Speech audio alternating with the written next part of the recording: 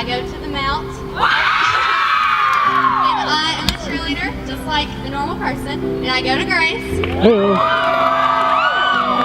And I've always lived in a life where God was present. I went to church. Somebody was sick, we prayed for them. If we had to turn to somebody, we turned to God. Prayed 4 meals, went to church on Sunday. Everything was Jim Dandy. Okay? So I got saved at a very young age. And by saved, I mean that, sorry if I'm looking at my book. I confessed my sins to God, and I asked Him to come into my life so that He could walk with me on my everyday journey, and that one day I will live in heaven with Him, with the one true King, which is amazing to me.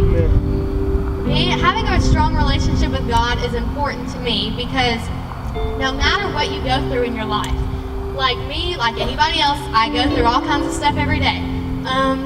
You go through deaths in the family. You go through hard tests. I went through my parents getting divorced in middle school. Okay, I understand. I'm just like you. But I'm a Christian, and I know that I'm not perfect. And that's why I have God in my life. Flip the page. And one of my biggest points today is that my story with God isn't a huge story. I've always felt like everyone tells you that your testimony is, oh, go share your testimony. It's perfect. It's important. It's going to reach out to somebody. And I was always told that, but I never really felt like that in myself. I felt I have a simple story. I hear people with testimonies about how they've completely fell down the wrong path and they've just made this huge comeback and they're such a follower now. And that's not really my story. And so I'm here to tell you that no matter if you have a wild story, you fell off the path that God has made for you, or you have a really long story, if you have a really short story, or if you have a simple story, like me, it's important and you need to go share with everybody and anybody who has ears. Okay? Come on, preach. 2 things that I have definitely put high up on my relationship with God is I'm your stereotypical Jesus girl. People come by and they're like, oh, you can't say that around her. She's a Jesus girl. She's going to freak out.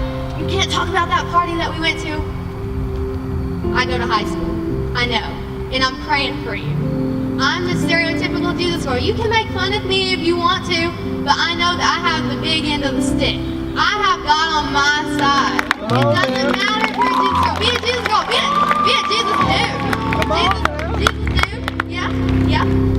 Because He's always going to be right there with you, and that's nothing to be ashamed of. Amen. Another thing that I have been praying about since our last Deeper Weekend, which is like kind of a church retreat, is for God to make me a light in the world. That if somebody needs something, if somebody is struggling with something, if I'm supposed to be inviting them to church, if I'm supposed to be telling them about God, let me do that. Let me be a light in your world that can be full of darkness. And I mean, we've all heard of, ask and you shall receive. And I'm pretty sure that I just received a stadium of people to talk to. Amen. Praise the Lord.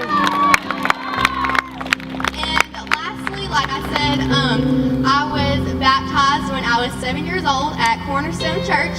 And I will also be getting rebaptized soon because I feel that I have grown more in my faith since I was 7 years old.